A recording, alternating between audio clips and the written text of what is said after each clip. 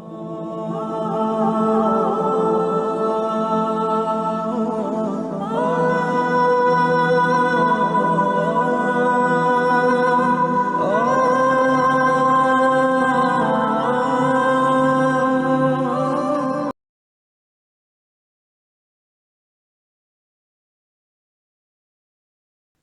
الله الرحمن الرحيم.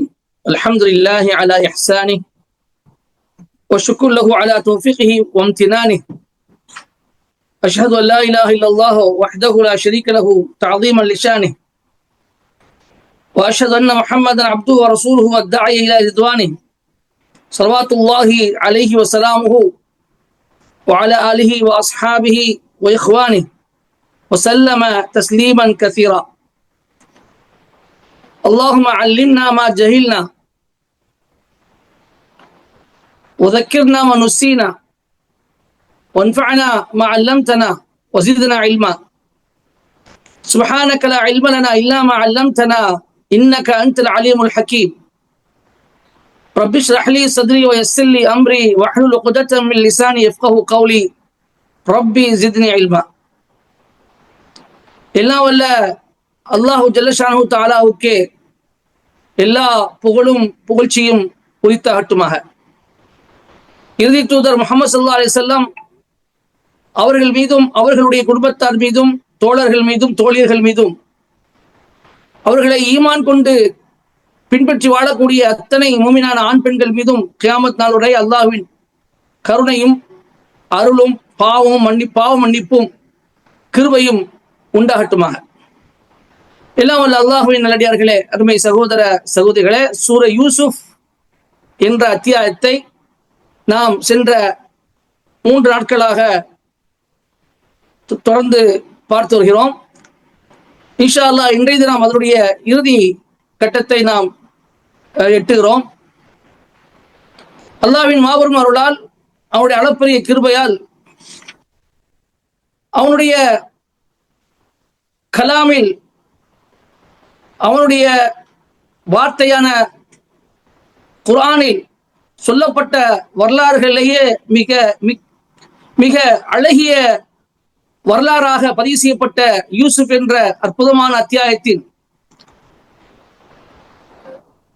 எத்தனையோ விஷயங்களை எனக்கு தெரிந்ததை உங்களுக்கு முன்பு நான் நிறுத்தி வைத்தேன். எஞ்சியிருக்கக்கூடிய சில பகுதியையும் இன்று நாம் அறிந்து கொள்ள இருக்கின்றோம். அல்லாஹு தாலா அதனை முழுமையாக நிறைவேற்றி தருவானாக. நாம் நேற்று பார்த்தோம், யூசுஃபுடைய சகோதரர்கள் தன்னுடைய தந்தையிடம் வந்து செய்தியை சொல்கிறார்கள், உங்களுடைய மகன் திருடி விட்டார், எனவே திருட்டுக்கு தண்டனையாக திருடியவரையே அவர்கள் பிடித்து வைத்துக் கொண்டார்கள். உங்களுடைய மூத்த மகன் இந்த இடத்தை விட்டு நான் நகரவே மாட்டேன், என் தந்தை எனக்கு அனுமதி கொடுக்கின்ற வரை என்று பிடிவாதமாக அங்கே இருந்து விட்டார். நீங்கள் எங்கள் கற்றுக் கொடுத்ததைத்தான் நாங்கள் சட்டமாக அங்கு சொன்னோம், ஆனால் நாங்கள் சொன்ன சட்டத்தை அவர்கள் பின்பற்றி விட்டார்கள். இவ்வாறு நடக்கும் என்று நாங்கள் எதிர்பார்க்கவில்லை. எனவே நீங்கள் என்ன சொல்கிறீர்கள் என்று தன்னுடைய தந்தையான யாக்கூப் அலைஹிஸ்ஸலாம் அவர்களிடம் கேட்டபோது அவர்கள் தன்னுடைய பிள்ளைகள் சொன்னதை நம்பவில்லை. அவர்கள் சொன்னார்கள், வைநாட சாதிப்போம், நாங்கள் உண்மைதான் சொல்கிறோம் என்று எவ்வளோ கெஞ்சி பார்த்தும் கூறி பார்த்தும் அதை ஏற்கனவே அவர்கள் நடந்து கொண்ட முறையை வைத்து இந்த உண்மையையும் ஏற்றுக்கொள்ளாமல் யாக்கூப் அலைஹிஸ்ஸலாம் அவர்கள் சொல்கிறார்கள், பல் சவ்வலத் லக்கும் அன்ஃபுசுக்கும் அம்ரா, உங்களுடைய மனங்கள் ஏதோ ஒரு செயலை உங்களுக்கு தூண்டி விட்டிருக்கிறது, எனவே நீங்கள் சொல்வதை நாங்கள் நம்ப மாட்டேன், நான் அழகிய பொறுமையை கையாண்டு கொள்கிறேன் என்று சொல்லி அல்லாஹ் ரப்பல் ஆலமீன் அவர்கள் அத்தனை பேரையும் என்னிடம் கூட்டி கொண்டு வர போதுமானவன் என்று சொல்லி தனிமையில் போய்விடுகிறார்கள், அவர்கள் விட்டு விலகி விடுகிறார்கள். وتولى عنهم وقال يا أسفا على يوسف وابيضت عيناه من الحزن فهو كظيم.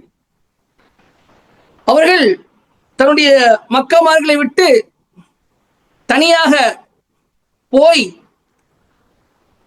யூசுப் மீது என்னுடைய துன்பமே என்று கூறியவாறு செல்கிறார்கள்.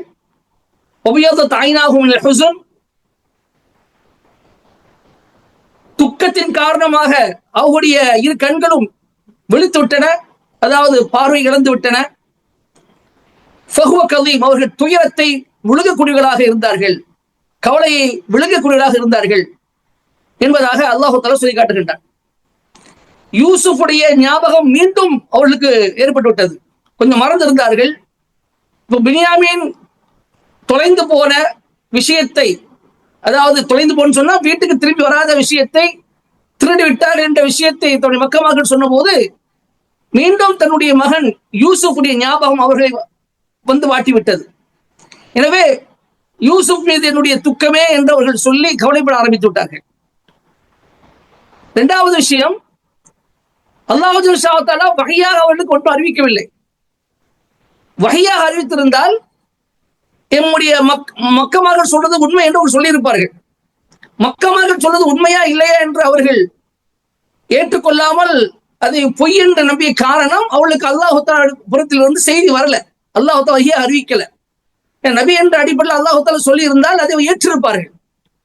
ஆனா அவ்வாறு ஒரு சம்பவம் நடக்காதனாலதான் அவர் என்ன செய்ய வேண்டி வந்தது, ஜமீல் என்று சொல்லி அவர்கள் பொறுமையை கையாள வேண்டிய ஒரு சூழல் ஏற்பட்டது. ஆக கவலை பட்டு பட்டு பட்டு அவர்களுடைய கண்கள் பார்வை இழந்து விட்டன. சிலர் சொல்கிறார்கள் பார்வை முழுமையாக இழக்கவில்லை, கொஞ்சம், அதாவது பார்வை இழக்கக்கூடிய ஒரு நிலைக்கு அவர் கண்கள் சென்று விட்டது என்று சொல்கிறார்கள். இந்த வசனத்திலிருந்து நம்ம என்ன புரிந்து கொள்வோம் என்றால், தந்தையுடைய பாசம் என்றைக்குமே மறையாது. தன்னுடைய மக்கள் மீது கொண்டிருக்கக்கூடிய கவலை, தந்தை கொண்டிருக்கக்கூடிய கவலை, அது காலங்காலமாக நிலைத்திருக்கும். எத்தனை காலம் ஆனாலும், அது எப்பேற்பட்ட ஒரு வயதை தன்னுடைய மக்கள் அடைந்தாலும் தந்தையுடைய பாசம் பாசம்தான். அந்த பாசம் என்றும் நிலைத்து நிற்கும் என்ற ஒரு விஷயம் இந்த வசதி மூலமாக நமக்கு கிடைக்கின்றது. அடுத்து, தந்தையுடைய இந்த நிலையை கண்ட அந்த மக்கமார்கள் சொல்கிறார்கள், காலு தல்லாஹி தஃப்தஹு தذكر யூசுஃப ஹத்தா தக்கூன ஹரதன் அவ் தக்கூன மின் ஹாலிகின். நீங்க யூசுப் எப்போது நினைச்சுக்கிட்டே இருக்கீங்களே, தொடர்ந்து நினைத்துக் கொண்டே இருக்கிறீர்கள். எந்த அளவுக்கு நினைக்கிறீங்கன்னா, நீங்க நினைத்து நினைத்து உங்கள் உடல் இழைத்து விட்டீர்கள், நீங்கள் பலகீனம் அடைந்து விட்டீர்கள், அல்லது நீங்கள் அழியக்கூடிய நிலைக்கு ஆளாகி விட்டீர்கள். நீங்கள் இதனாலே அழிந்து விடுவீர்களோ, நீங்கள் மரணம் அடைந்து விடுவீர்களோ, இப்பவே நினைத்து விட்டீர்கள். நினைத்து நினைத்து யூசுஃபை நினைத்து நாங்க எவ்வளவு சொல்லிட்டோம், நினைக்காதீங்க, அது ரொம்ப காலம் ஆச்சு, நிறைய வருடங்கள் உருண்டோடி விட்டன, ஏன் திரும்ப நினைச்சு உங்களுடைய உடம்பு நீங்க கெடுத்துக் கொள்றீங்க என்று எவ்வளவு சொல்லியாச்சு. ஆனா நீ தொடர்ந்து யூசுஃபை நினைத்துக் கொண்டே இருக்கிறீர்கள், அதனால் நீங்கள் பலகீனம் அடைந்து விட்டீர்கள், இழைத்து விட்டீர்கள், அல்லது இன்னும் நீங்கள் மரணித்துவீர்களோ என்ற ஒரு சொல்லக்கூடிய அளவுக்கு உங்களுடைய நிலம் இருக்கின்றது என்று சொன்ன போது அவர்கள் சொல்கிறார்கள், கால இன்னமா அஷ்கு பத்தி ஹுஸ்னி இலல்லாஹி வ அஅலம் மினல்லாஹி மா லா தஅலம். நான் உங்களிடம் புலம்பினேனா, உங்கள்ட்ட ஏதாவது சொன்னேனா, உங்களை எது கேள்வி கேட்டேனா, என்ன என் பாட்டுக்கு விட்டு விடுங்கள். என்னுடைய கவலையையும் என்னுடைய துக்கத்தையும் என்னுடைய ரப்பு அல்லாஹ்விட நான் முறையிடுகிறேன். அல்லாஹ்விடமிருந்து நான் அறியக்கூடியதை நீங்கள் அறிய மாட்டீர்கள். எனவே நானும் என் ரப்பும், என்னை விட்டு விடுங்க. நான் தனிமையை என் ரப்போடு நான் பேசிக் கொண்டிருக்கிறேன், அவனிடம் முறைத்துக் கொண்டிருக்கிறேன். என்னுடைய கவலைகள், என்னுடைய துக்கங்கள் எல்லாம் அவனோடு தான் நான் ஷேர் பண்ணி கொள்றேன்.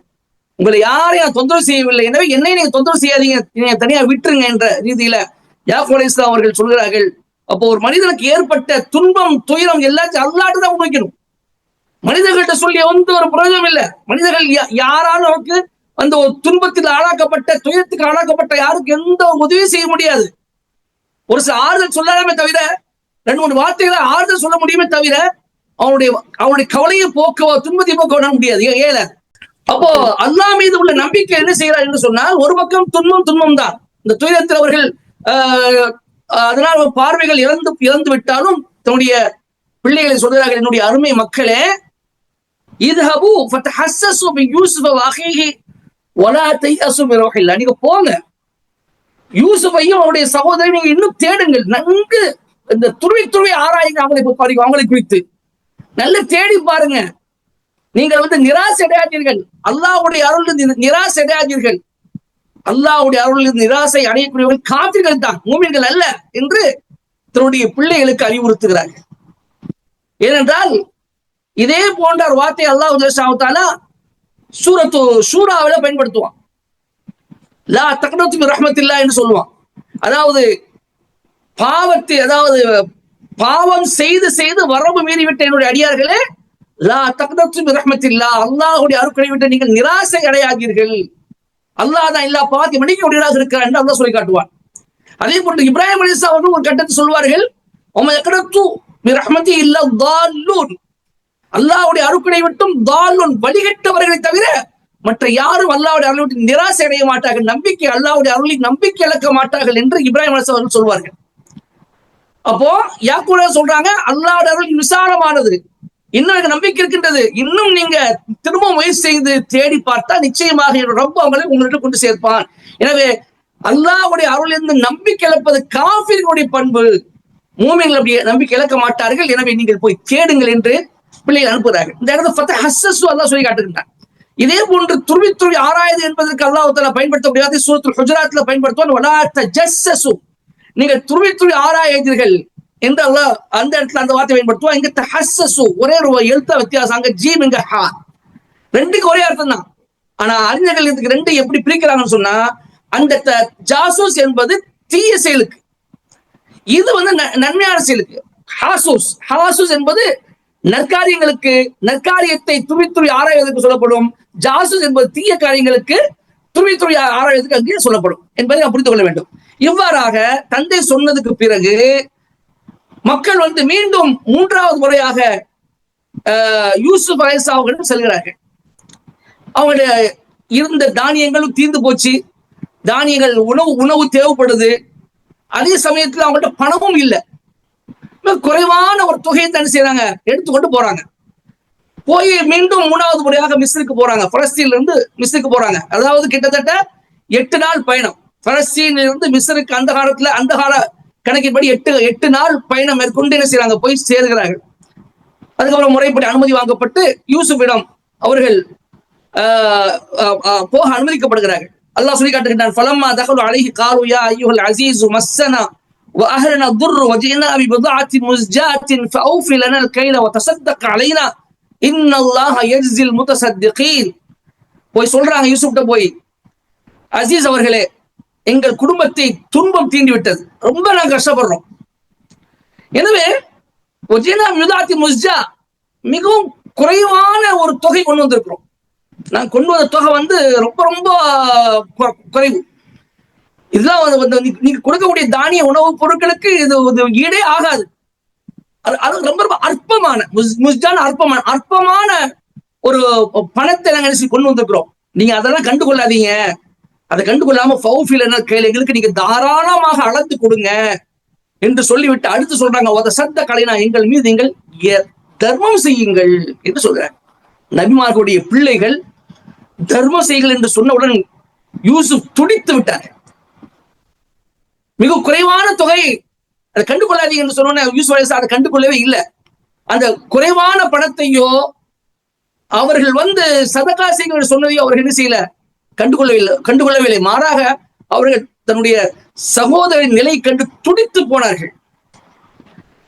சில அறிஞர்கள் சொல்றாங்க, ஒரு சத்த கலைனா, அதாவது தானியங்களை கொடுங்க, ஒரு சத்த தர்மம் செய்கள். என்ன அர்த்தம், எங்க சகோதரர் பின்யாமினை எங்களுக்கு திருப்பி கொடுத்துருங்க கெஞ்சுறாங்க. பின்யாமினை திருப்பி கொடுப்பது மூலமா எங்க தர்மம் செய்யுங்க, எங்களுடைய தந்தை எங்களால் பார்க்க முடியல, தேடி தேடி அவங்களை பார்வை இழந்து விட்டார், ரொம்ப துன்பத்தில் திளைத்துக் கொண்டிருக்கிறார், அவரை சமாதானப்படுத்த முடியவில்லை, எங்கள் தந்தை நிலை ரொம்ப மோசமா இருக்குது, நீங்க பின்யாமினை திருப்பி கொடுத்துருங்க என்று அந்த சகோதரர்கள் கெஞ்சுகிறார்கள். அதைத்தான் எங்களுக்கு நீங்க இந்த மாதிரி உதவி செய்து எங்களுக்கு தர்மம் செய்யுங்கள் என்று சொல்கிறார்கள் என்பதாக சில அறிஞர்கள் சொல்கிறார்கள். எப்படி இருந்தாலும் அந்த இடத்தில் அவர்களுடைய நிலையை கண்ட யூசுப் அலைஹிஸ்ஸலாம் அவர்கள் ரொம்பவும் ஆடி போனார்கள். நினைத்தார்கள், இதுக்கு மேலையும் என்னுடைய அடையாளத்தை நான் மறைக்க கூடாது, உண்மையை சொல்லிவிட வேண்டும் என்று முடிவெடுத்து காலஹல் அலிம்தும் மா ஃபஅல்தும் பி யூசுஃப வ அஹீஹி அன்தும் ஜாஹிலூன், நீங்கள் உங்களுடைய யூசுஃபோடும் யூசுஃபுடைய சகோதரனும் நீங்கள் என்ன செய்தீர்கள் என்பதை நீங்கள் அறிவீர்களா? அப்பொழுது இது அன்தும் ஜாஹிலூன், நீங்கள் அறியாமல் இருந்தீர்கள், அறிவியலாக நீங்கள் இருந்தீர்கள். நீங்கள் அறியாமல் இருக்கக்கூடிய நிலையில் யூசுஃபோடும் யூசுஃபுடைய சகோதரரோடும் நீங்கள் என்ன செய்தீர்கள் என்பதை நீங்கள் அறிவீர்களா என்று கேட்கிறார். இந்த விஷயத்தை யூசுஃபுடைய பேரை சொன்ன உடனேயே அவங்க திகைத்து விடுகிறார்கள். யூசுஃபை பத்தி இவருக்கு என்ன தெரியும்? யூசுஃப் எவ்வளவு ஆனாச்சு, நம்ம 40 வருஷங்களுக்கு முன்னாடியில நம்ம அவர் ஆளும் பாலும் ஆழமான கிணற்றில் தூக்கி போட்டுட்டு வந்தோம், அவர் இருக்கிறார் இல்லையான்னு தெரியும், இவருக்கு எப்படி யூசுஃப் தெரியும் என்று ஆச்சரியப்பட்டு அப்படியே யூசுப் அலைஹிஸ்ஸலாம் முகத்தை கொஞ்சம் உன்னிப்பா கவனிக்கிறாங்க. அப்படியே கவனிச்சா அவங்களுக்கு ஒரு சந்தேகம், இது ஒரு சும்மா யூசுஃபா இருக்குமோ அப்படின்னு நினைச்சு அவங்க என்ன செய்யறாங்கன்னா, காலு ஐன்னக அன்த யூசுப், நீங்கள் யூசுஃபா அப்படின்னு கேக்குறாங்க. நீங்க தான் யூசுஃபா? அப்ப சொல்றாங்க, கால அன யூசுப் ஹாதா அஹி, ஆமாம் நான் யூசுப் தான், இது என்னுடைய சகோதரர் பின்யாமின் என்று யூசுப் அலைஹிஸ்ஸலாம் தன்னுடைய அடையாளத்தை வெளிப்படுத்துகிறார்கள். சகோதரர்களே, இந்த இடத்துல ஒரு விஷயம், இது அன்தும் ஜாஹிலூன், நீங்கள் ஜாஹிலாக இருந்தீங்க அந்த சமயத்துல என்று யூசுஃபுடைய எவ்வளவு கண்ணியமான வார்த்தையை பயன்படுத்துறாங்க பாருங்க. நீங்க யூசுஃபை நீங்கள் அவரோடு பொறாமைப்பட்டு உங்க தந்தையை விட்டு அப்புறப்படுத்தும் நோக்கத்தில் அவரோடு எப்படி நீங்கள் மோசமாக நடந்து கொண்டீர்கள் என்ற விஷயத்தை சொல்லும் பொழுது நீங்க அப்போ அறியாமல் இருந்தீர்கள் என்று சொல்கிறார்கள். இந்த உண்மையில அவங்க அறியாமல் இருந்தாங்களா? இல்ல. எந்த அளவுக்கு நீங்க அவரை கொலை செஞ்சிருக்கேன், கொலை செஞ்ச பிறகு நாம அல்லாஹ்ட்ட தௌபா செஞ்சு நல்லவர்களாக மாறிக்கொள்ளும் என்று சொல்றார்கள். அதாவது தக்குனும் எம்பாதிக்கு கௌம சாலிஹீன், இப்படி செஞ்சிருக்க, நம்ம கொலை செஞ்சிருவோம், அதுக்கப்புறம் நீங்க பின்னாடி தௌபா செஞ்சு நல்லவர்களாக நீங்கள் ஆகிக் கொள்ளலாம் என்று அந்த துணிச்சலோடு தைரியமாக முடிவெடுத்தாங்க. அப்ப இவங்க அந்த சமயத்தை அறியாமல் இருந்தாங்களா? வேணும்னா செஞ்சாங்க, எல்லாம் செஞ்சாங்க. ஆனால் யூசுப் அலைஹிஸ்ஸலாமுடைய பேச்சின் கண்ணியம், தன்னுடைய சகோதரர்களை மதிக்கக்கூடிய அந்த கண்ணியம், அதாவது உங்கள் மீது எனக்கு எந்த ஒரு வருத்தமும் இல்லை என்பதை காட்டுகிறார்கள். அவங்களுக்கு தெரியும் வேற என்ன செஞ்சாங்க தெரியும், இருந்தாலும் அந்த அதாவது எரியிற விளக்குல எண்ணெய் ஊத்தி குத்துன்னு சொல்லுவாங்க இல்லையா, எரிஞ்சுக்கிட்டு இருக்கு, கூட வந்து எண்ணெயை ஊத்துனா நெருப்பு பத்தி தெரியுமா இல்லையா, அந்த மாதிரி ஏற்கனவே வேதனையில் இருக்கிறாங்க, தந்தையுடைய நிலையை கண்டு துடிச்சு போயிருக்கிறாங்க. அவங்கள்ட்ட போய் நீங்க இப்படி எல்லாம் செஞ்சுக்கிட்டு சொல்லி ஞாபகப்படுத்தினா மீண்டும் கவலைப்படுவார்கள் என்று நினைத்து அழகான வார்த்தையை நீங்க அது செஞ்சீங்க, ஆனா அந்த சமயத்தை நீங்க அறியாமல் இருந்தீர்கள் என்ற வார்த்தையை பயன்படுத்துகிறார்கள். கடைசியில் தன்னுடைய அடையாளத்தை வெளிப்படுத்திய யூசுப் அலைஹிஸ்ஸலாம் அவர்கள் அல்லாஹ் தங்கள் மீது செய்த அந்த அருட்கொடையில் ஞாபகம் ஊட்டுகிறார்கள். இது என்னுடைய இந்த நிலை, எனக்கு கிடைத்த இந்த அந்தஸ்து, எனக்கு கிடைத்த இந்த உயர்வு, இது யாருக்கு தெரியுமா என்று ரப்ப எனக்கு கொடுத்தது. கது மன்னல்லாஹு அலைனா, அல்லாஹ் எங்கள் மீது உபகாரம் செய்தான், இது அல்லாஹ் எங்கள் மீது உபகாரம் செய்த காரணமாக இந்த நிலைக்கு நான் வந்தேன் என்று அதையும் சேர்த்து அல்லாஹ்வுடைய நன்றியையும் சேர்த்தே அவர்கள் சொல்கிறார்கள். நீங்கள் திட்டம் திட்டினீர்கள், ஆனால் உங்கள் சதி திட்டத்தை என்னுடைய ரப்பு முறியடித்தான். நீங்கள் என்னை அப்புறப்படுத்த விரும்பினீர்கள், ஆனால் நீங்கள் என்னிடமே வந்து சரணடையக்கூடிய அளவுக்கு என் ரப்பு கிருபை செய்திருக்கிறான் என்றால் என் மீது என்னுடைய ரப்பு எந்த அளவுக்கு இஹ்சான் உபகாரம் செய்திருக்கிறார் என்பதை நினைத்து பாருங்கள் என்பதாக யூசுப் அலைஹிஸ்ஸலாம் அவர் சொல்லி, இன்னஹு மன் யத்தகி வ யஸ்பிர் ஃபஇன்னல்லாஹ லா யுதிஉ அஜ்ரல் முஹ்சினீன். என் முழு யூசுப் அத்தியாயத்துடைய முழு சாராம்சம் இதுதான். இன்னஹு மன் யத்தகி வ யஸ்பிர், எவர் இறைச்சத்தை மேற்கொண்டு அல்லாஹ்வை அஞ்சி பொறுமையை கையாள்கிறார்களோ நிச்சயம் அல்லாஹு தஆலா அப்படிப்பட்ட நல்லவர்களின் நன்மை செய்யக்கூடியவர்களின் நன்மையை நற்கூலியை ஒரு பொழுதும் வீணாக்க மாட்டான் என்று யூசுப் அலைஹிஸ்ஸலாம் சொல்கிறார்கள். அப்போ அறிஞர்கள் சொல்றார்கள், யூசுஃபுடைய முழு அந்த அத்தியாயத்தின் முழு சாராம்சம் இந்த ஒரே ஒரு ஆயத்து தான். எவர் அல்லாஹுக்கு அஞ்சி பொறுமையாக இருக்கிறாரோ அவருடைய நற்கூலி அல்லாஹ் வீணடிக்க மாட்டான் என்ற இந்த விஷயத்துல எல்லாம் அடங்கி இருக்கு என்று சொல்லி காட்டுகிறார். இப்ப நீங்க எல்லா ஆரம்பம் கடைசி வரைக்கும் நீங்க பாருங்க, இறையச்சத்தின் அடிப்படையில் எந்த அளவுக்கு யூசுஃபுக்கு உயர்வு கிடைச்சது, தனக்கு கிடைத்த எல்லா சோதனைகளும் எப்படி அவர்கள் பொறுமை செஞ்சாங்க, எப்படி பொறுமை கையாண்டார்கள், எப்படி சகித்து கொண்டார்கள், அந்த அசீஸ் ஒரு மனைவியுடைய அந்த சித்திரவதைகளை எப்படி பொறுத்து கொண்டார்கள், அந்த பெண்மணி எப்படி வெளியே காட்டி கொடுக்காம அதை போய் சகித்து கொண்டார்கள், தன்னுடைய சகோதரர்கள் குறித்து கூட யார்ட்டும் நேரடியா பார்த்து கூட அவர்கிட்ட என்ன செய்யல, நீங்க இப்படிலாம் என்ன செஞ்சுட்டீங்கன்னு குற்றம் சொல்லல. அதிகாரம் இருக்குது, யூசுஃபுக்கு அதிகாரம் இருக்குது. நினைத்தால் தன்னுடைய சகோதரி பழி வாங்கியிருக்க முடியும், அவர்களை கைது செய்திருக்க முடியும், சிறையில் எடுத்திருக்க முடியும். இப்படிலாம் என்னுடைய செஞ்சீர்கள், உங்களை சும்மா விட மாட்டேன்னு சொல்லி அந்த சமயத்தை வந்த நேரத்தில் அவங்களுக்கு வந்து குறைஞ்சபட்சம் அவங்க கேட்ட அந்த தானியங்களையாவது கொடுக்காமல் திருப்பி அனுப்ப முடியும். அதெல்லாம் செய்ய அதிகாரம் வந்து கூட சிறையில் அடிக்கக்கூடிய அதிகாரம், அவர்கள் கோரிக்கையை மறுக்கக்கூடிய அதிகாரம் என்று எந்த அதிகாரம் இருந்தாலும் கூட அதெல்லாம் அவர்கள் செய்யாம எல்லாவற்றுக்கும் மணிமகுடமாக நீங்க அறியாமல் இருப்பீர்கள், அதுதான் இந்த மாதிரி காரியம் செஞ்சிட்டீங்கன்னு சொல்றாங்க பாருங்க. இதுதான் அல்லாஹ் யூசுப் கொடுத்த ஒரு அழகான ஒரு குணம். எல்லா ஆட்சியாளர்களும் இந்த குணம் இருக்க வேண்டும். அப்போ அல்லாஹ்வுக்கு நன்றியும் சொல்லிவிட்டு அல்லாஹ்வுடைய செயலையும் அவர்கள் பாராட்டி விட்டு பிறகு இந்த விஷயத்தை அவர்கள் சொல்லி காட்டினார்கள். அப்பொழுது அந்த சகோதரர் சொல்கிறார்கள், அல்லாஹ்வின் சத்தியமாக அல்லாஹ் உம்மை எங்களை விட மேன்மையாக்கி விட்டான், நாங்கள் தான் தவறித்து விட்டோம், குற்றம் செய்து விட்டோம் என்று அவர்கள் தன்னுடைய தவறை ஒத்துக்கொண்டு மன்னிப்பு கேட்கிறார்கள். அந்த மன்னிப்பு என்ற வார்த்தையில் வரல, ஆனா வைகுன்னால் காத்தையே என்று சொன்னாலே, நாங்க தவறை தொட்டோம் என்று சொன்னாலே அது மன்னிப்பு கேட்கிற மாதிரிதான்.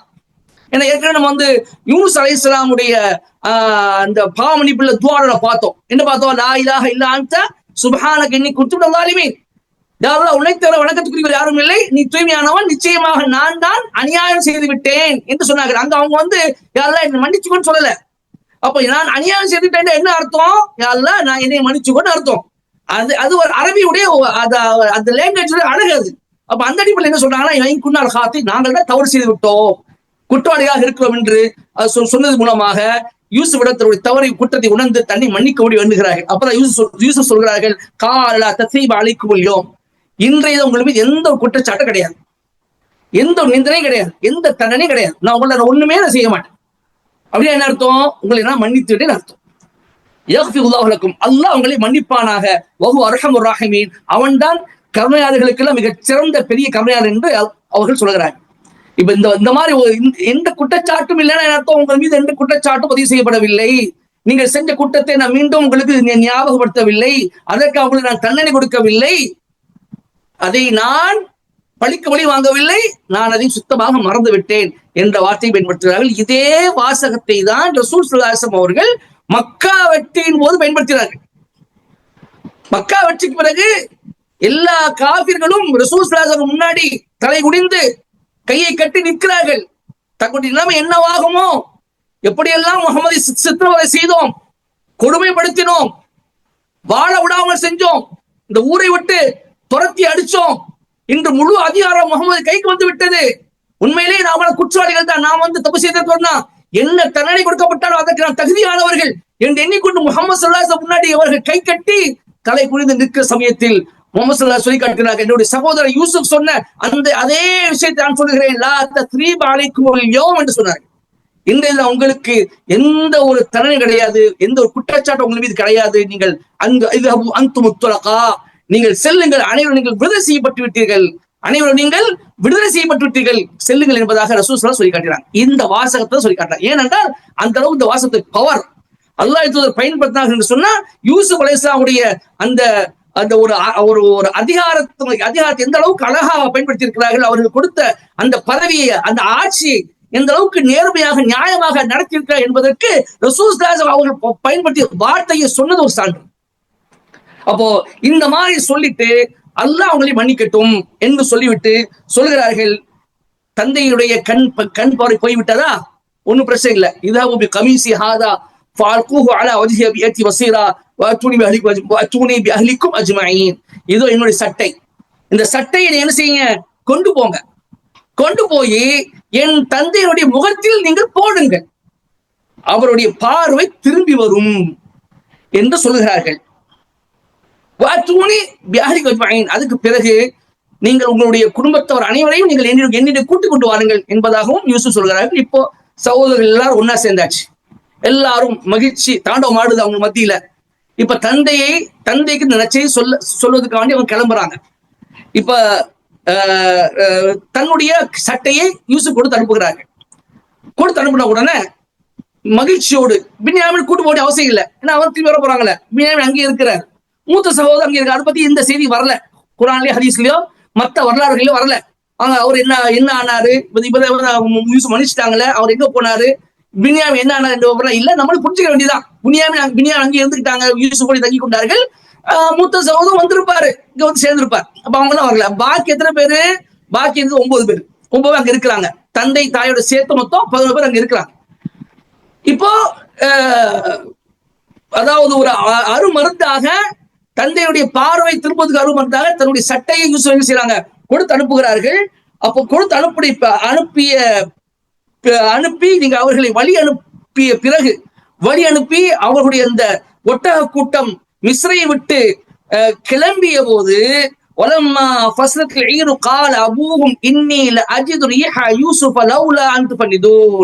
யூசுப் அலைஹிஸ்ஸலாமுடைய அந்த வாசனையை யாக்கூப் அலைஹிஸ்ஸலாம் உணர்கிறார்கள். சுப்ஹானல்லாஹ், இது அல்லாஹ்வுடைய அற்புதம். அல்லாஹ்வுடைய நபி என்பதற்கு இது ஒரு சான்று. எங்க நான் ஆரம்பத்தில் சொன்னேன், எவ்வளவு தூரம்? மிஸ்ருக்கும் பலஸ்தீனுக்கும் 8 நாள் தூரம். நீங்க எந்த 8 நாள் பயணமாக நீங்க அந்த நாட்கள் கடந்துதான் நீ மிஸ்ருக்கு போகணும் அல்லது பலஸ்தீனுக்கு போகணும். மிஸ்ர்ல இருந்து வெளியேறின உடனேயே அங்க பலஸ்தீன் இருக்கக்கூடிய யாக்கூப் சொல்றாங்க, இதோ என்னுடைய மகன் யூசுஃபுடைய வாசனையை நான் உணர்கிறேன் சொல்றாங்க. வலம்மா ஃபஸத்ல் ஈரு, ஒட்டக கூட்டம் மிஸ்ர் நாட்டை விட்டு கிளம்பியது. அவர்கள் தந்தை கூறினார்கள், நான் என்னுடைய மகன் யூசுஃபுடைய வாசனையை உணர்கிறேன். லவ்லா அன்து ஃபன்னிதூ, நீங்கள் என்னை பைத்தியக்காரருக்கு சொல்லாமல் இருந்தால் நீங்க வந்து என்னை வந்து பைத்தியம், நீங்க உன்னுடைய மூளை குழம்பிருச்சு, அதனால நீ பைத்தியக்காரங்க நீ ஆகிவிட்டீங்க என்று நீங்கள் சொல்லாமல் இருந்தால் இந்த விஷயத்தை நான் வந்து இதை உணர்கிறேன் அப்படின்னு சொல்லும் போது அவங்க இருக்கக்கூடிய மக்கள் நம்பல. காரு தௌராஹி இன்னக லஃபீ தலாலில் கதீம். அவங்க மக்கள் சொன்னாங்க, இல்ல நீங்க இன்னும் அந்த பழைய வழிகட்டிலே நீங்க இருக்கிறீங்க, தொடர்ந்து இதே, அதாவது நீங்க பைத்தியமா, உங்களுக்கு பைத்தியம் தான் ஆகி போச்சு, பைத்தியமா பேசுகிறீங்க, தொடர்ந்து பழைய எந்த நீங்க இருக்கு. எப்படி மிஸ்ல இருக்கிற அங்க மிஸ்ருக்கு போடுவாங்க, அவர் எங்க இருக்கிறானே தெரியாது, அவரு நம்மளை விட்டு போய் எவ்வளவு ஆச்சு, அப்படின்னு என்ன செய்றீங்க? யூசுஃபுடைய வாசனையை உணர்வதா சொல்றீங்களே, நீங்க இது நியாயமா? இல்லை, அப்படிலாம் கிடையாது, பழைய வழிகட்டில் இருக்கிறீங்க சொல்லி தன்னுடைய தந்தையை வந்து குறை சொல்றார். அதாவது அந்த மக்கள் இப்போ ஒரு கேள்வி என்ன சொன்னா, பிள்ளைகள்லாம் வந்தாச்சு, இங்க எல்லா பிள்ளைகள் வந்தாச்சு, இப்ப அங்க இருக்கிறது யாரு? அங்க எல்லாம் சொல்றான், அங்க நீங்க சொல்றதாக நீங்க இப்படி செய்றீங்கன்னு சொல்லி அந்த மக்கள் சொல்றது அதான் சொல்றான். பிள்ளைகள் அங்க வந்துட்டாங்கன்னா அப்ப அங்க இருக்கிறது யாரு அப்படின்னு சொன்னால், பிள்ளைகளுடைய பிள்ளைகள், பேராமார்கள், பேத்திமார்கள், மற்ற குடும்பத்தவர்கள், அவருடைய மனைவிமார்கள் எல்லாம் இருப்பாங்க இல்லையா, அவர்களை இந்த வசனம் என்ன சொல்லுது, குறிப்பிடுது. அல்லது ஒரு சில பிள்ளை அங்க தங்கி இருக்கலாம், 9 பேர் வராம, 9 பேரும் வராம, ஒரு சில பேருக்கு பாதி பேர் அங்க போயிருக்கலாம், பாதி பேர் இங்க இருந்துக்கலாம். எப்படியோ அங்க இருப்பது அங்க குடும்பத்தோடு இருந்தார்கள், பிள்ளைகள் போக மற்ற குடும்பத்தோடு அங்கே இருந்தார்கள். ஒரு சில அறிஞர்கள் சொல்கிறார்கள், இல்ல அப்படிலாம் கிடையாது, எல்லாருமே போனாங்க, எல்லா பிள்ளைகளும் போனாங்க. காரணம், ஒவ்வொரு ஆளுக்கும் ஒவ்வொரு ஒட்டக பொதிகை, ஒவ்வொரு ஒட்டக சுமை கொடுக்கப்படும். அப்ப கம்மியான மக்கள் போனா அதுக்கு தகுந்ததான் தானியங்கள் கிடைச்சிருக்கும். அதனால தானியங்கள் அதிகமாக வேணும் என்பதற்காக எல்லாருமே அங்க போனாங்க. திரும்ப 9 பேர் அங்க போனாங்க. 9 பேருக்கும் போனாதான் 9 சுமைகள் கிடைக்கும், அந்த தானிய மூட்டை கிடைக்கும் சொல்லி போயிருக்காங்க சொல்லி சில அறிஞர்கள் சொல்கிறார்கள். இதெல்லாம் அறிஞர்கள் தாங்கள் எவ்வாறு புரிந்து கொண்டார்களோ அவ்வாறு அவர்கள் சொல்லக்கூடிய விஷயங்கள். இதுக்கும் மற்ற அதாவது ஆதாரபூர்வமான செய்தி அல்லது மற்ற குரானுக்கு எந்த சபதமும் கிடையாது, சபதமா எந்த ஒரு குறிப்பும் இல்லை வரலாறுல.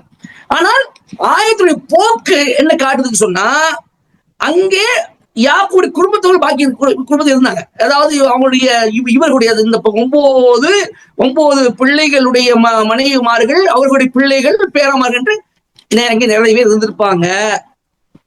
எனவேதான் அதாவது அஜ்மைன் என்று சொல்றாங்க யூசுப் அலைஹிஸ்ஸலாம் அவர்கள், உங்களுடைய குடும்பத்தை எல்லாத்தையும் நீ கூட்டிக்கிட்டு வாங்க அப்படின்னு சொல்றாங்க யூசுப் அலைஹிஸ்ஸலாம் அவர்கள். விரிவுரையாளர்கள் சொல்லுகிறார்கள், அங்க வந்து அதாவது 75 முதல் 85 வரை உள்ள மக்கள் அங்க இருந்தாங்க, அவங்க ஃபேமிலியில் இருந்தாங்க. அப்போ அந்த சமயத்துல 75 முதல் 85 வரை உள்ள எண்ணிக்கையில் யாக்கூப் அலைஹிஸ்ஸலாமுடைய ஃபேமிலி இருந்தது. அவர்கள் அனைவரும் என்ன செய்தார்கள், இங்கே மிஸ்ருக்கு கொண்டு வரப்பட்டார்கள். அவர்கள்தான் பின்னால் பல்கி பெருகி கிட்டத்தட்ட 6 லட்சம் மக்களாக உருவானார்கள். பனி இஸ்ராயல், யாக்கூபுடைய பிள்ளைகளாக, யாக்கூபுடைய குடும்பத்தவர்களாக, பனு இஸ்ரவேலர்களாக 6 லட்சம் மக்கள் மிஸ்ர்ல ஆயிட்டாங்க. அந்த எண்ணிக்கை தான். சொன்னாங்களா இல்லையா? நீங்க வந்து உங்களுடைய எல்லா குடும்பத்தையும் எங்க கூட்டுவாங்க யூசுப் சொன்னாங்களா இல்லையா? அப்ப எல்லாரும் வந்து அந்த எண்ணிக்கை எவ்வளவு? 75 முதல் 85 வரை அந்த மக்கள் இங்க வந்தாங்க. அவங்க தான் பல்கி பெருகி 6 லட்சம் வரைக்கும் ஆனாங்க என்ற விவரத்தை சில விரிவுரையாக சொல்கிறார்கள். அல்லாஹ். அப்போ அல்லாஹ் சொல்றான், ஃபலம்மா அன்ஜால் பஷீர் அல்காஹு அலா வஜ்ஹி ஃபர்தத பஸீரா. நற்செய்தி சொல்லக்கூடிய ஒரு வந்தார். எல்லாம் வந்த பலஸ்தீன் வந்தாச்சு. அவங்க வந்து என்னுடைய மகனுடைய யூசுப் இருக்கிறார் என்ற உண்மை யாக்கூபுக்கு தெரிஞ்சிருச்சு அப்படின்னா எந்த அளவுக்கு மகிழ்ச்சி அடைஞ்சிருப்பாங்க. கொஞ்சம் சிந்திச்சு பாருங்க. கவலைப்பட்டு யூசுப் பத்தி நினைச்சு கண்களுடைய பார்வை இழந்தவர்கள் இப்ப யூசுஃபுடைய வாசனையை உணர்கிறேன் என்று சொன்னா எந்த அளவுக்கு மகிழ்ச்சி அடைஞ்சிருப்பாங்க. அதுக்கு எல்லையே இருந்திருக்காது. அப்ப அந்த மகிழ்ச்சி பொங்க யாக்கோப் இருக்கும் பொழுது அந்த நற்செய்தியாளர் வந்து செய்கிறார், யாக்கூபுடைய முகத்தில் யூசுஃபுடைய சட்டையை போடுகிறார். யாக்கூபுடைய பார்வை திரும்புகிறது. கால அலம் குல்லக்கும் இன்னி அஅலமு மினல்லாஹி மா லா தஅலமூன். அப்ப அவர்கள் சொல்கிறார்கள், நிச்சயமாக அல்லாஹ்விடமிருந்து நீங்கள் அறியாததை நான் அறிகிறேன் என்று உங்களிடம் நான் சொல்லவில்லையா என்று கேட்கிறேன் என்று சொல்கிறார்கள். உடனே எல்லா பிள்ளைகளும் அங்கிருந்து எல்லாருமே யாரெல்லாம் கொஞ்ச நேரத்துக்கு முன்பு அவர்களை வந்து குற்றம் சுமத்தி கொண்டிருந்தார்களோ, தவறாக பேசுறாங்க, எல்லாருமே ஒத்துக்கிட்டாங்க. நாங்கள் ஒத்துக்கொள்கிறோம். நீங்கள் உண்மையிலேயே அல்லாஹுடைய வகி இருப்பதனால்தான் நீங்கள் பேசுகிறீர்கள். அல்லாஹ் தான் உங்களுக்கு இதெல்லாம் சொல்லி தருகிறான் என்பதை அவர்கள் ஒத்துக்கொண்டார்கள். இப்ப எல்லோரும் குடும்பமாக எல்லாரும் ஒன்றாக இருக்கிறாங்க. இப்ப இந்த இடத்துல பாருங்க, சட்டையை தான் முக்கியமான ஒரு இடத்தை இந்த சூறால பெறுது. எந்த சட்டையை மூலமா, எந்த சட்டையை கொண்டு தன்னுடைய தந்தையை பிள்ளைகள் ஏமாற்றினார்களோ அதே சட்டையை கொண்டு பிள்ளைகள் அவர்கள் மகிழ்ச்சி கொடுத்திருக்கிறார்கள். எந்த சட்டையை கொண்டு யூசுப் அலைஹிஸ்ஸலாம் அவர்களை வந்து ஓனாய் கடித்தொட்டது என்று சொல்லி பொய்யான நாடகத்தை ஆடினார்களோ அதே சட்டையை கொண்டு யூசுப் உங்களிடம் மீண்டும் கிடைத்து விட்டார் என்று நற்செய்தி சொல்கிறார்கள். அல்லாஹ்வுடைய ஏற்பாடு, அல்லாஹ்வுடைய சூழ்ச்சிக்கெல்லாம் சூழ்ச்சி அல்லவன். நீங்க வந்து சூழ்ச்சி செய்து ஒரு சட்டையை காட்டுறீங்க, அவரை ஏமாத்துறீங்க. அதே சூழ்ச்சி நான் செஞ்சு அதே சட்டையை கொண்டு என்ன செய்யறேன், அவருக்கு நான் மகிழ்ச்சி கொடுக்க என்று சொல்லி அல்லாஹ் ரப்பல் ஆலமீன் செய்கிறான். ஆனா அதே சட்டை கிடையாது, வெவ்வேறு சட்டை. ஆனா ஒரு கேரக்டர் சட்டை மட்டும்தான். அது வந்து அவங்க சின்ன வயசுல வேற சட்டை போட்டிருப்பாங்க. அதே போன்று அந்த அசீஸோட மனைவி அவங்கள வந்து வழி கெடுக்க நாடிய போது அப்ப வேற சட்டை போட்டிருப்பாங்க, இப்ப வேற சட்டை போட்டிருப்பாங்க. இப்ப வந்து அந்த மலிக் அந்த அரசருடைய தோரணை எப்படி இருக்கும், அந்த அரசர் போடக்கூடிய அந்த ஆடையை அவர்கள் அணிந்திருப்பார்கள். அந்த மாதிரி ஆடையை என்ன செஞ்சாங்க, கொண்டு வந்தாங்க. இது அல்லாஹ்வுடைய அற்புதம். இது அல்லாஹுவே செய்கிறார். நபிமார்களுக்கு கொடுக்கக்கூடிய அல்லாஹ் அற்புதம். அந்த அல்லாஹ் அந்த நேரத்துல அந்த சட்டைக்கு ஒரு சக்தியை கொடுத்திருந்தான். அப்போ யூசுப் போட்ட அந்த சட்டைய, அந்த மேனியுடைய அந்த வாசம் அவர்கள் அப்பொழுதே ஈர்த்தது. அல்லாஹ்வுடைய அருளால அந்த சட்டையோடு பார்வையை திருப்பி வர காரணமாக இருந்திருக்கின்றது. இது அல்லாஹ் யூசுஃபுடைய உள்ளத்தில் போட்டிருப்பான். யூசுஃபுடைய உள்ளத்திலும் இந்த விஷயத்தான் போட்டிருப்பான். யாக்குடைய உள்ளத்தில் இந்த விஷயத்தான் போட்டிருப்பான். ஏன்னா 2 நபி என்பதனால இது நடப்பதற்கு எந்த ஒரு பொய்யும் கிடையாது, இது ஆச்சரியம் கிடையாது. நிச்சயமா இது அல்லாஹ்வுக்கு கொடுத்த அற்புதம் என்பதை நான் வந்து இங்கே விளங்கிக் கொள்றோம். அப்போ அதுக்கப்புறம் தன்னுடைய தவறை அவர்கள் உணர்ந்து தந்தையிடம் என்ன மன்னிப்பு கேட்கிறாங்க. யாபான சஃபிலனா இன் துனூபனா இன்னா குன்னா காத்தையை நீங்கள் அப்ப எங்க அருமை தந்தையே, எங்களுக்காக நீங்க வந்து பாவமன்னிப்பு, அல்லாட்ட பாவமன்னிப்பு கேளுங்க, நாங்க பாவிகளா இருக்கோம், எங்க பாவத்தை மன்னிக்க அல்லாஹ்விடம் கோரிக்கை வைங்கள், நிச்சயமாக நாங்கள் தவறு செய்து விட்டோம் என்று சொன்னபோது அவர்கள் சொல்றார்கள், கால சௌஃப அஸ்தக்ஃபிரு ரப்பி இன்னஹு ஹுவல் கஃபூர் ரஹீம். அவங்க சொல்றாங்க, நான் உங்களுக்கான பாவமன்னிப்பு கோருவேன்.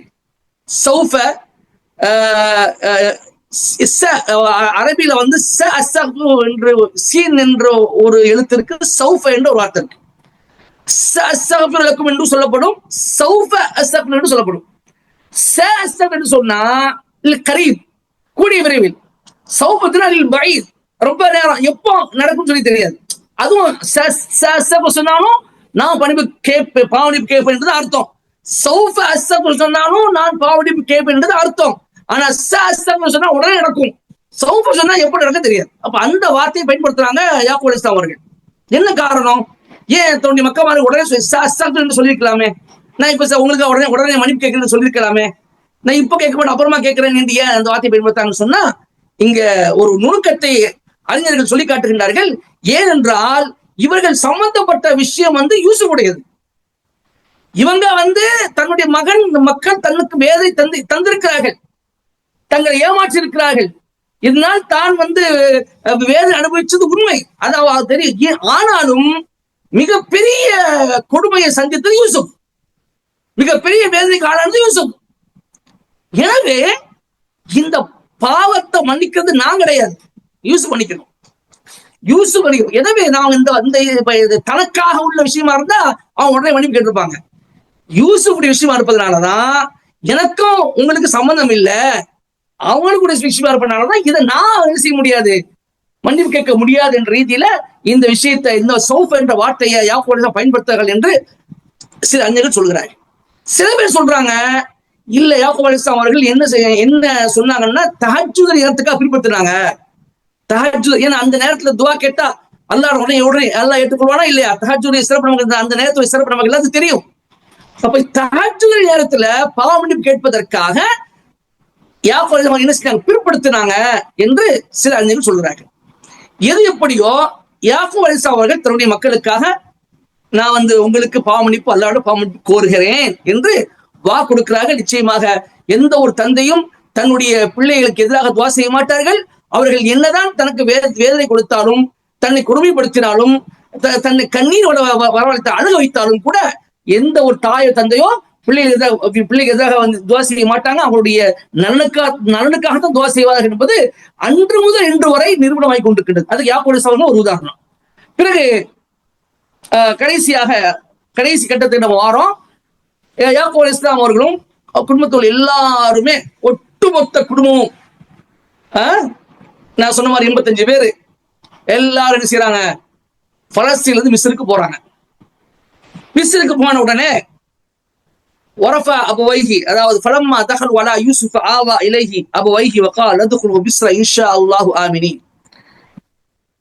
யூசுஃபிடம் அவர்கள் நுழைந்த போது யூசுப் தன்னுடைய பெற்றோர்களை தன் பக்கம் அழைத்துக் கொண்டார். வகால லதுகுலு பிஸ்ர இன்ஷா அல்லாஹு ஆமினீன், அல்லாஹ் நாடினால் மிஸ்ர் நாட்டில் நீங்கள் அச்சமற்றவர்களாக நுழையுங்கள் என்று கூறினார் என்பதை அல்லாஹ் சொல்றான். இப்ப இங்க ஒரு சந்தேகம், மிஸ்ருக்கு தானே போறாங்க அவங்க, இங்க யூசுப் அலைஹிஸ்ஸலாம் அப்படி சொல்றாங்க, அல்லாஹ் நாடினால் நீங்கள் மிஸ்ருக்கு அச்சமற்றவர்களா நுழையுங்கள் என்று ஏன் சொல்றாங்க? அப்ப என்ன இது என்று ஒரு கேள்வி இங்க எழுது. என்ன பதில்னா, தன்னுடைய தந்தையை பார்ப்பதற்கு அவ்வளவு ஆர்வம் உங்களுக்கு இருக்காதா? பின்ன 40 வருஷமாச்ச. அப்போ தந்தை வருகிறார்கள், அவங்க போய் பார்க்கணும், அவங்களால இருக்க முடியல, மனம் கொள்ளல அவங்களுக்கு மிஸ்ர் இருக்கிறதுக்கு. அப்ப என்ன பண்ணாங்கன்னா, செய்தி கேட்டவுடன் மிஸ்ர் இந்த உங்களுடைய படைகள் வருது, உங்க தந்தையோடு சேர்ந்து உங்க குடும்பம் வருதுன்னு சொன்ன உடனே என்ன செஞ்சாங்கன்னா, மிஸ்ருடைய எல்லைக்கு போயிட்டாங்க. யூசுப் அலைஹிஸ்ஸலாம் அவர்கள் அந்த நகரத்தை விட்டு அதோடைய எல்லைக்கு போயிட்டாங்க. எல்லைக்கு போய் தன்னுடைய தந்தையை வரவேற்கிறாங்க. வரவேற்ற பிறகு அந்த இடத்துல சொல்றாங்க, அது எல்லை மிஸ்ர் எங்கேயோ ஒரு தூரமா இருக்குது, நீங்க மிஸ்ர் உள்ள நீங்க மிஸ்ர் உள்ள அனைவரும் அச்சமற்றவர்களாக நுழையுங்கள் என்று சொல்லி தன்னுடைய அழைத்து செல்கிறார். தன்னுடைய குடும்பத்தை, தந்தையும் தன்னுடைய குடும்பத்தையும் அழைத்து செல்கிறார், உள்ளே அழைத்து செல்கிறார். அழைத்து சென்று மிஸ்ருக்கு போனதுக்கு பிறகு தன்னுடைய பெற்றோர்களை சிம்மாசனத்தில் ஏறி உட்கார வைத்தார். பெற்றோட உயரமான இடத்துக்கு உட்காரு. அரிசன் சொன்னா சிம்மாசனம், அரிசன சிம்மாசனம். அதுதான் யாரிஷூன் சொல்லுவாங்க. நகல்ல கூட வார்த்தை ஒமின்மா யாரிஷூன்.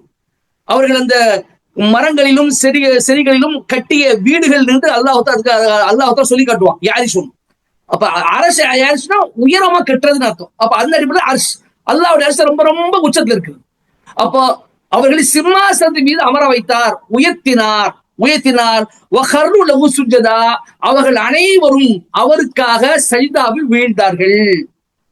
அப்போ சொன்னாங்க, யூசுப் சொன்னார்கள், வகால யா அபதி ஹாதா தஅவீலு ருயாய மின் கப்ல் கத் ஜஅலஹா ரப்பி ஹக்கா. என்னுடைய அருமை தந்தையே, இதோ அன்று நான் கண்ட என்னுடைய கனவுக்கு விளக்கம் இதுதான். என்னுடைய ரப் அதை உண்மையாக்கி காட்டினான். அன்னைக்கு நான் கனவண்ணனை ஒரு சூரியனும் சந்திரனும் 11 நட்சத்திரங்களும் என சஜிதா செய்வதா கனவு கண்டேன் நான் சொன்னேனே, அது இந்த காட்சி தான். அந்த கனவுடைய விளக்கம் இதுதான். என்னுடைய ரப் அதை உண்மையாக்கி காட்டினான் என்பதாக என்ன செய்யறாங்க, யூசுப் அலைஹிஸ்ஸலாம் சொல்கிறாங்க. இந்த இடத்துல அருமை சகோதரர்களே, சுஜ்ஜதா என்ற வார்த்தை பயன்படுத்தப்படுது. சஜிதா செய்தவர்களாக விழுந்தார்கள் என்ற வார்த்தை பயன்படுத்தப்படுது.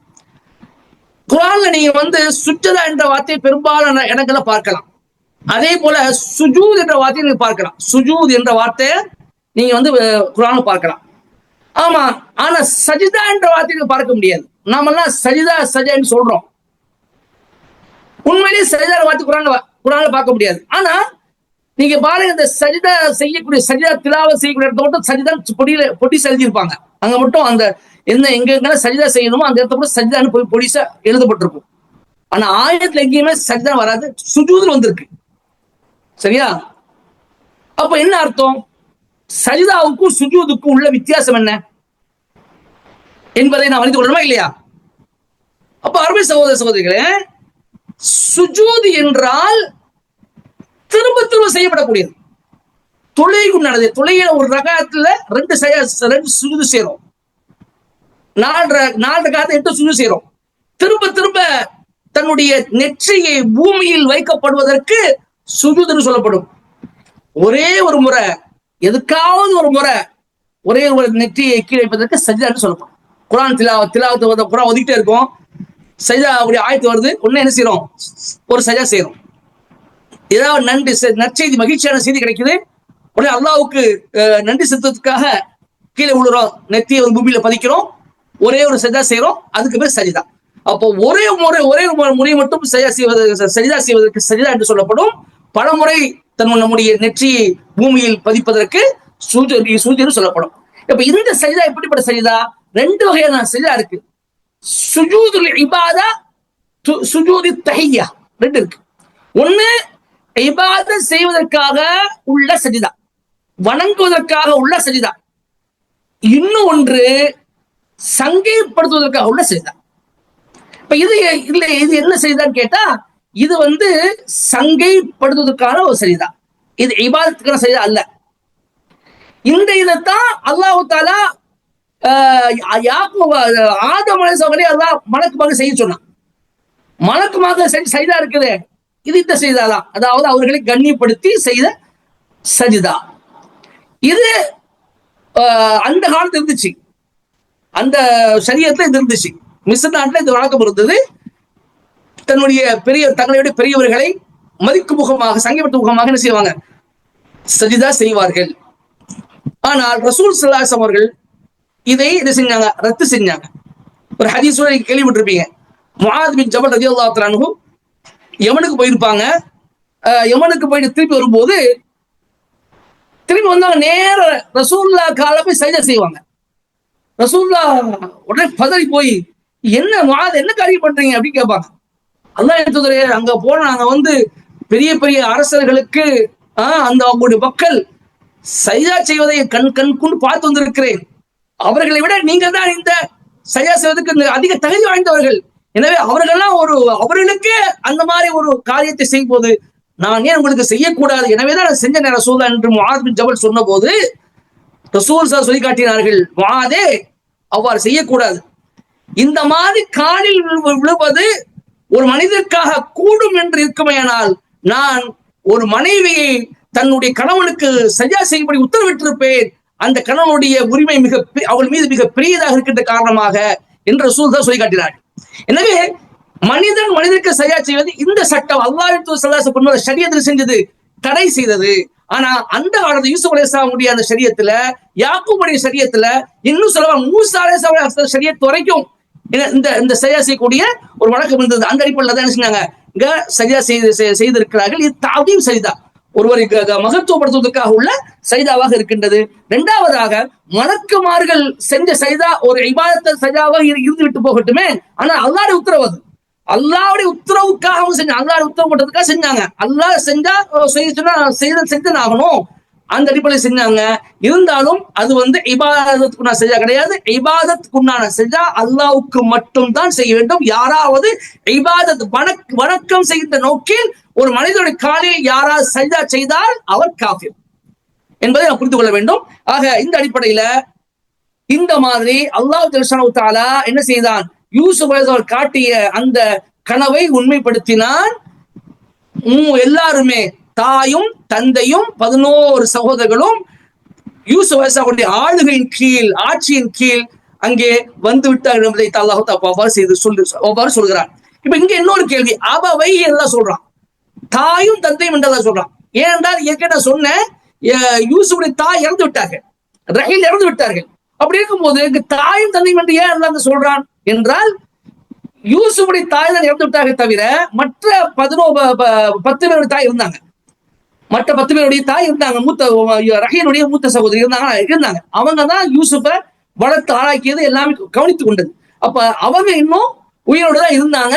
அவங்களுக்காக என்ன செஞ்சாங்க, அவங்களுக்கு இது தன்னுடைய சொந்த தாயாகவே என்ன செஞ்சாங்க, யூசுப் கருதினார்கள். ரஹீல் வந்து பின்யாமீன் இறந்து போகும்போது மூத்தா போயிட்டாங்க. மன்னிக்கிறேன், பின்யாமீன் பிறந்த நேரத்துல பின்யாமீனை பெத்துட்டு ரஹீல் என்ன செஞ்சாங்க, மூத்தா போயிட்டாங்க. அப்போ இவங்க தான் தன்னுடைய தாய் என்று கருதி கொண்டு வந்தாங்க. எனவே அந்த தாய் தந்த 2 பேருக்கும் இந்த அளவுக்கு ஒரு மரியாதை செலுத்தினார்கள் யூசுப் அலைஹிஸ்ஸலாம் அவர்கள். அதுக்கு கடைசியாக ஒரு ஆயத்து, நம்ம அந்த கடைசி ஆயத்துக்கு வருவோம்.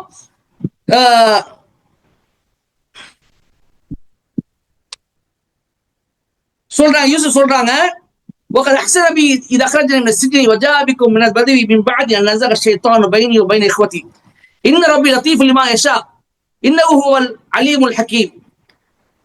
அல்லாஹ் அவன் அதாவது என்னை சிறை கொடுத்தது வெளியேற்றிய போது எனக்கு திட்டமாக பேரபகாரம் புரிந்து விட்டான். எனக்கும் என் சகோதரருக்கு இடையில் ஷைத்தான் பிரிவினையை உண்டு பண்ணிய பின்னரும் உங்கள் யாவரையும் கிராமப்புறத்திலிருந்து என்னிடம் கொண்டு வந்துள்ளான். நிச்சயமாக என் இரட்சகன் தான் நாடியதை மிக நுட்பமாக செய்கின்றான் என்று யூசுப் அவர்கள் சொல்கிறார்கள்.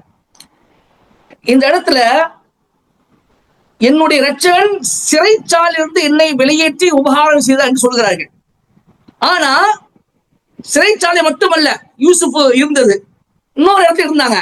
என்ன இடாது, ஜுப்னா என்ன, ஆழமான கிணறு. ஆழமான கிணறு போட்டானா இல்லையா சகோதரர்கள், அந்த ஜுப்ல இருந்தாங்க. அதிலிருந்து அல்லாஹ் என்ன செய்தான், யூசுப் வெளியேக்கினான். பிறகு சிறையில் இருந்தாங்க, சிறையிலிருந்து அல்லாஹ் வெளியேக்கினான்.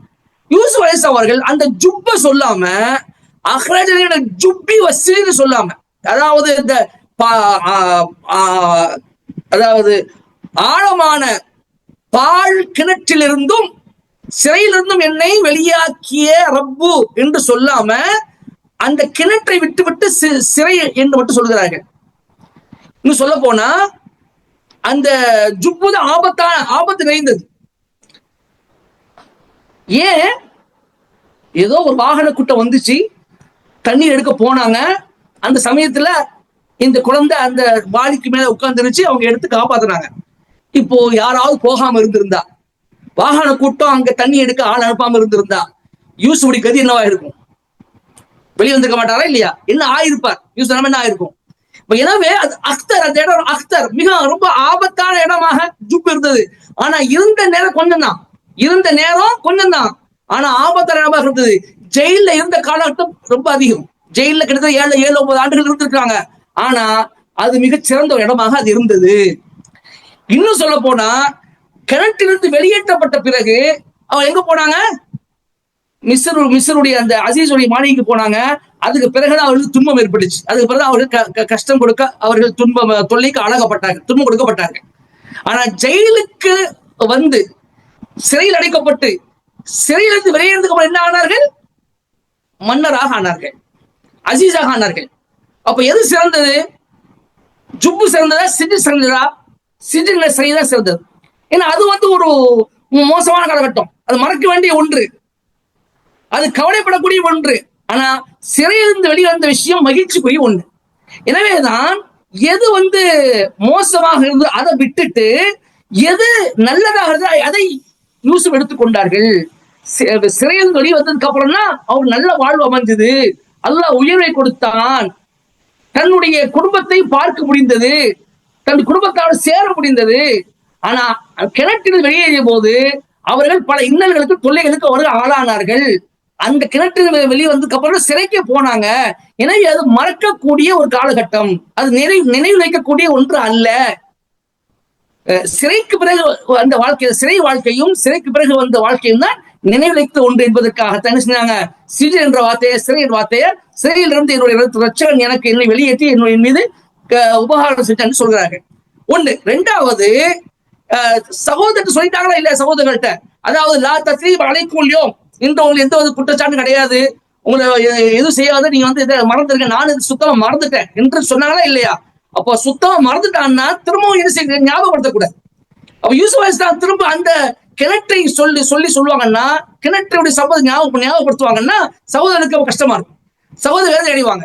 திரும்பவும் அதை ஞாபகப்படுத்தி அவங்க ரொம்ப மனசை நோகடிக்க கூடாது என்ற ஒரு காரணமும் இதுல அடங்கியிருக்கு.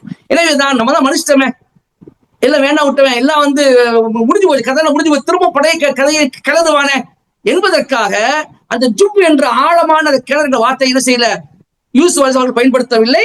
சிஜ்ன் என்ற சிறையிலிருந்து வெளியேற்ற என்பதை மட்டும் என்ன செஞ்சாங்க, அவங்க பயன்படுத்தி இருக்கிறார்கள் என்பதாக அறிஞர்கள் கூறுகிறார்கள். அதே போன்று ஷைத்தான் எனக்கும் என்னுடைய சகோதரர்களுக்கு மத்தியில் ஒரு பிரிவினை ஏற்படுத்த என்று தாங்கள் பிரிந்ததை, குடும்பத்தை விட்டு தான் பிரிக்கப்பட்டதை ஷைத்தான் தலையில போடுறாங்க. அப்ப கூட தன்னுடைய சகோதரர்கள் அவங்க குற்றம் சுமத்தல, ஷைத்தானுடைய வேலை, ஷைத்தான் நான் என்ன செய்யலாம், எங்களை பிரிச்சுட்டான், அவனுடைய சூழ்ச்சிக்கு சகோதரர் ஆளாகிட்டாங்க, எனவே ஷைத்தான் தான் எங்களை இப்படி பண்ணுனா, ஷைத்தான் எங்களை இந்த மாதிரி பண்ணி இந்த மாதிரி மிக நீண்ட ஒரு பிரிவினைக்கு ஆளாக்கிய நேரத்தில் என்னோட ரப்பு என்னுடைய மீது இந்த மாதிரி எல்லாம் கருணை காட்டிக்கிறார் என்பதாக அல்லாஹ் ஜல்லல்லாஹு தஆலா பத்தி அவங்க என்ன செய்றாங்க, புகழ்ந்து பேசுறாங்க. இந்த ரப்பி லத்தீஃப் லிமா யஷா, என்னுடைய ரப்பு தான் நாடியோருக்கு மிக நுட்பமானவனாக இருக்கிறான் என்று அவர்கள் சொல்லி, இன்னஹு ஹுவல் அலீமுல் ஹக்கீம், நிச்சயமாக அவன் யாவற்றை அறிந்தவனும் தீர்க்கமான ஞான உடையவனுமாக இருக்கிறான் என்று சொல்லிவிட்டு கடைசி அவர் சொல்கிறார்கள், ரப்பி கத் ஆதைதனி மினல் முல்கி வ அல்லம்தனி மின் தஅவீல் ஹதீஸ், என் ரட்சகனே எனக்கு நீ அரசாட்சி கொடுத்தாய், கனவுகளுக்கு விளக்கம் சொல்லக்கூடிய அறிவை எனக்கு நீ கற்றுக் கொடுத்தாய், ஃபாத்திர ஸமாவாத்தி வல் அர்த், வானங்கள் மற்றும் பூமியை படைத்தவனே, அந்த வலியி ஃபித் துன்யா வல் ஆখিরা, உலகத்திலும் மறுமையிலும் நீ தான் என்னுடைய பொறுப்பாளனாக இருக்கிறாய், தவஃபனி முஸ்லிமன் வ அல்ஹிக்னி பிஸ்ஸாலிஹீன், என்னை நீ முஸ்லிமாக மன்னிக்க செய்வாயாக, நல்லோர்களோடு என்னை நீ இணைத்து வைப்பாயாக என்பதாக இந்த துஆவை செய்கிறார்கள். அதுக்கப்புறம் இதோட இந்த யூசுப் அலைஹிஸ்ஸலாம் வரலாறு எல்லாம் முடித்து சொல்கிறான், ذلك من انباء الغيب نوحيه اليك, நபியே இதெல்லாம் மறைவான செய்திகளில் இருந்து உள்ளதாக இருக்கின்றது, இந்த விஷயங்களில் நீ அறிய மாட்டீர், நூஹீஹி இலைக், நாம் தான் இதை உமக்கு வஹியாக அறிவிக்கிறோம், வமா குன்த லதைஹிம் இது அஜ்மஅ அம்ரஹும் வஹும் யம்குரூன், அவர்கள் ஒன்றாக சேர்ந்து யூசுஃபுக்கு எதிராக சதி செய்த போது நீர் அவர்களோடு இருக்கவில்லை, ஓம் எம்குரோன், அவர்கள் ஒன்றாக சேர்ந்த போதும் தன்னுடைய காரியத்தை அவர்கள் ஒன்றாக சேர்த்த போதும் நீர் இல்லை, அவர்கள் சூழ்ச்சி செய்த போதும் நீர் அவர்களோடு இல்லை. அப்ப இந்த சம்பவத்துல நாம் தான் அவங்களுக்கு சொல்லித் தருவோம் என்பதாக அல்லாஹ் ஜல்லல்லாஹு தஆலா இந்த விஷயத்தை ரசூலுல்லாஹி ஸல்லல்லாஹு அலைஹி வஸல்லம் சொல்லி காட்டி இந்த சம்பவத்தை முடிக்கிறார். பாருங்க சகோதரர்களே, நாம் இந்த அல்லாஹ்வுடைய அருளால இந்த வரலாற்றை நான் வந்து ஆரம்பம் முதல் இறுதி வரை நிச்சயிச்சிருக்கோம், குடும்ப அளவு முடித்திருக்கிறோம். இப்ப கடைசியாக சில படிப்பினைகள் இந்த சூறாவின் மூலமாக அல்லாஹ் நமக்கு தருகிறான். அது என்ன என்று ஒரு சில விஷயங்களை மட்டும் பார்த்துட்டு அது உங்களை சொல்றேன், நீங்க நோட் பண்ணிக்காங்க, அதை மட்டும் பார்த்துட்டு என்ன செய்வோம், நம்ம இந்த இதை நிறைவு செய்வோம். அருமை சகோதர சகோதரிகளே, இந்த யூசுஃபுடைய அத்தியாயத்தில் சில படிப்பினைகள் எடுக்க முடியுது. ஒன்று, யாரிடம் பொறாமை வந்து விடுமோ அவனால் சமூகத்திற்கு கேடு ஏற்படும் என்பதற்கு சிறந்த எடுத்துக்காட்டு. பொறாமை கொள்ளக்கூடியவனுடைய நோக்கத்துல அவன் வெற்றி வர மாட்டான். இந்த இடத்துல மூசாவுடைய சகோதரர்கள் எதற்காக பொறாமை கொண்டு எதற்காக யூசுஃபை வந்து இல்லாமல் ஆக்கினார்கள் என்று ஆரம்பத்திலிருந்து கொஞ்சம் யோசிச்சு பாருங்க. தன்னுடைய தந்தையுடைய அன்பை பெறுவதற்காக, தந்தை முழுக்க தங்களை நேசிக்க என்பதற்காக. ஆனால் நிச்சயமாக கடைசி வரை வரலாம், அந்த யூசுஃபுடைய வரலாற்றின் கடைசி இறுதி வரை நான் பார்த்தோம், அவர்களுடைய அன்பு அவர்கள் கிடைக்கவே இல்லை, கோபத்துல தான் கடைசிக்கு இருந்தாங்க. அப்போ பொறாமைக்காரர்கள் தன்னுடைய நோக்கத்துல என்ன செய்ய வெற்றி பெற முடியாது, அவனால் இந்த சமூகத்தில் கேடு ஏற்படும் என்பதற்கு இது ஒரு சிறந்த ஒரு எடுத்துக்காட்டு. இரண்டாவது படிப்பினை என்னவென்று சொன்னால், அல்லாஹ்வுக்கு முன்னால் சதி திட்டங்கள் எதுவுமே செல்லுபடி ஆகாது. சரியா? அல்லாஹ்வுக்கு முன்னால் சதி திட்டங்கள் எதுவும் செல்லுபடி ஆகாது. மூன்றாவதாக, இறையச்சத்தை உள்ளத்தில் ஏந்தியவன் தவறை விட்டு ஒதுங்குவான். அவன் இறைவனால் சுத்தப்படுத்தப்படுவான், பரிசுத்தப்படுத்தப்படுவான். இது மூன்றாவது படிப்பினை. நான்காவது படிப்பினை, சட்டங்கள் என்பது எப்போதும் அதிகாரத்திற்கு முன்னால் இருட்டறைதான். அது முஸ்லிம்கள் விஷயத்தில் அன்று முதல் இன்று வரை அப்படித்தான் இருட்டறையாகத்தான் தொடர்ந்து கொண்டிருக்கின்றது என்பதை இது மூலம் நாம் என்ன செய்யறோம், தெரிந்து கொள்கின்றோம். உலகத்தில் அதான் நடந்து ஏறியது, இப்பொழுதுதான் நடந்து கொண்டிருக்கின்றது. ஐந்தாவதாக, சொகுசு வாழ்க்கையிலும் நெருக்கடியிலும் அல்லாஹுவை, இஸ்லாத்தை மறப்பவனுக்கு இந்த வரலாறு சொல்லிக் கொடுக்கக்கூடிய விஷயம் என்னன்னு சொன்னார், யூசுப் நபி அவர்கள் அரண்மனையிலும் பாவத்திலிருந்து ஒதுங்கி இருந்தார்கள், சிறைச்சாலையிலும் தனக்கு நெருங்கிய அந்த சிறைச்சாலையிலும் கனவுக்கு விளக்கம் கேட்டவர்களுக்கு அதற்குள்ள விளக்கத்தை சொல்லி அல்லாஹை பற்றி எடுத்து சொல்லி இறை சிந்தனை அடிப்படையில் வாழ்ந்தார்கள். இது ஐந்தாவது. ஆறாவதாக, எல்லா நிலையிலும் தாவா பணி நாம் மேற்கொள்ள வேண்டும். எல்லா நிலையிலும் ஏகத்துவ பிரச்சாரத்தை மேற்கொள்ள வேண்டும். ஏழாவதாக, நாம் பெற வேண்டிய முக்கியமான படிப்பினை என்னென்று சொன்னால், சோதனைகளுக்கு பின்னால் வெற்றி வரும். சோதனைகளுக்கு பின்னால் மிக மிக உயர்ந்த ஒரு உயர்வான இடத்துக்கு அல்லாஹ் வந்து நம்மை கொண்டு செல்வான். அல்லாஹ் சொல்லி காட்டுகின்றான், நிச்சயமாக துன்பத்துடன் இன்பம் இருக்கிறது, நிச்சயமாக துன்பத்துடன் இன்பம் இருக்கிறது. அல்லாஹ் தஆலா ஒரு துன்பத்தை சொல்றான், ரெண்டு இன்பத்தை சொல்றான். ஆக சோதனைகளுக்கு பின்னால் வெற்றி வரும் என்பது நிதர்சனம். இது ஏழாவது படிப்பினை. அல்லாஹ் குர்ஆன் சொல்லி காட்டுகின்றான், யா அய்யுஹல்லதீன ஆமனு பிஸ்ஸப்ரி வஸ்ஸலாஹ் இன்னல்லாஹ மஅஸ் ஸாபிரீன். ஈமான் கொண்டவர்களே, நீங்கள் பொறுமையை கொண்டு தொழுகையை கொண்டு உதவி தேடுங்கள், நிச்சயமா அல்லாஹ் தஆலா பொறுமையாளர்களுடன் இருக்கிறான். சரியா? பிறகு எட்டாவது படிப்பினை, தகுதி இருப்பின் தமக்குரிய பொறுப்பை நாம் கேட்டு பெறலாம். கேட்டு எப்படி யூசுப் அலைஹிஸ்ஸலாம் அந்த பொறுப்பை எனக்கு வந்து நிதி அமைச்சர் ஆக்குங்கன்னு சொல்லி கேட்டு வாங்கினாங்க, அந்த மாதிரி நம்ம தகுதி இருப்பின் பொறுப்பை கேட்டு வாங்கலாம். தகுதியற்றவர்கள் அதிகாரங்களுக்கு விண்ணப்பிப்பது துரோகமாகும், மறுமையின் அடையாளமாகும். ஒன்பதாவது படிப்பினை, வினை விதைத்தவன் வினை அறுப்பான் என்பதை போன்று யூசுப் அலைஹிஸ்ஸலாம் யூசுப் அலைஹிஸ்ஸலாமுக்கு அவர் சகோதரர்கள் யூசுப் அலைஹிஸ்ஸலாம் அவர்கள் துரோகம் செய்து அவர்களுக்கு துரோகம் செய்து சந்தோஷப்பட்டவர்கள் அடுத்த சகோதரர்களுக்கு கை செய்யப்பட்டார்கள் இல்லையா? யூசுப் அலைஹிஸ்ஸலாம் அவர்களுக்கு துரோகம் செய்து தந்தை விட்டு பிரித்து சந்தோஷ புலங்காயுதம் அடைந்தவர்கள் அடுத்த சகோதரர் பின்யாமீனை தொலைத்து என்ன செஞ்சாங்க, கை செய்யப்பட்டார்கள். மேலும் அதே யூசுஃபிடம் சென்று உதவியும் கேட்டார்கள். என்றால் நாமும் நல்லது செய்தால் நல்லது நடக்கும், தீங்கிழைத்தால் நமக்கும் தீங்குதான் என்ற ஆழமான ஒரு பாடம் இந்த சூரா மூலமாக நமக்கு கிடைக்கின்றது. அடுத்து 10வது, ஒரு மூமின் ஒரே பொந்தில் தன்னை அழிக்கும் ஒரே காரியத்தை இரு தலைவர்கள் செய்ய மாட்டான். ரசூலுல்லாஹ் சொன்னாங்க, மரத்தை ஒரு மூமின் ஒரே பொந்தில் தன்னை அழிக்கும் ஒரு காரியத்தை இரு தலைவைகள் செய்ய மாட்டான், நுழைய மாட்டான் என்பது ரசூலுல்லாஹ்வுடைய ஒரு கூற்று. அப்போ யாக்கூப் நபியும் ஒரு தடவை தவறால் தன்னுடைய தவறு என்ன செஞ்சாங்க, யூசுப் இருந்தாங்க, ஒருத்தர் தவறு செஞ்சுட்டாங்க, திரும்பவும் அவங்க தவறு செய்ய மாட்டாங்க என்ற அடிப்படையில பின்யாமீன் விஷயத்துல ரொம்பவும் கவனமாக என்ன செஞ்சாங்க, நடந்து கொண்டார்கள். 11வது, தந்தை யாக்கூப் நபியுடைய நம்பிக்கைக்கு அல்லாஹ் கொடுத்த பரிசு தம் பிள்ளையை தம் வாழ்நாளில் பார்க்கும் சந்தர்ப்பத்தை எல்லாம் கொடுத்தான். அதுலயும் உயிரோட வச்சிருந்தான், உயிரோடு இருந்தாங்க. அவங்க மௌத்துக்கு முன்னாடியே அல்லாஹ்வை வைத்த அந்த நம்பிக்கையின் காரணமா அல்லாஹ் என்ன செஞ்சான், தன்னை விட்டு தொலைந்து கொண்ட பிள்ளைய மகனை பார்க்க வச்சான். அப்போ அல்லாஹ்வை நம்பிக்கை வைத்தவர்களை அல்லாஹ் ஒரு பொழுது செய்ய மாட்டான், கைவிட மாட்டான் என்பது மிகப்பெரிய படிப்பினை. 12வதாக, தனக்கு உதவி புரிந்த அல்லாஹ்வுக்கு யூசுப் நபி நன்றிக்குரிய விதம் நாம் கட்டாயம் பெற வேண்டிய ஒரு படிப்பினை. 12வதாக